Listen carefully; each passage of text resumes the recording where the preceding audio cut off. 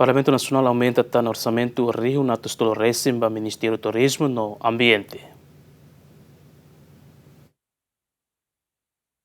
E a debate proposta de orçamento geral do Estado tinha em Rio Rural Senem e a fase especialidade para o Ministério do Turismo no Ambiente Terçanem, proponente Cira Hussi Bancada Governo propõe de aumenta o orçamento Rio Atos Tolo Recém para o Ministério do Turismo no Ambiente, Hussi orçamento para o programa Inclusão Social, onde aumenta para o programa Turismo, atu melhora no desenvolve setor turismo e relaram. Osang nebema kami foti huri tau ba Ministério do Turismo la mai husi parte selok mebe mai husi orçamento nebema ba programa inclusão social nebema ita foti husi orçamento ba pensão vitalícia nian.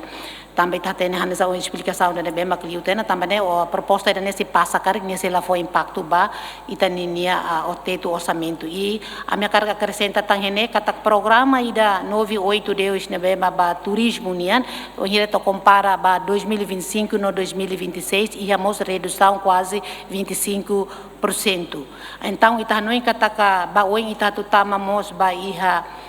Câmara Município e tadiha kataka fokus liu ba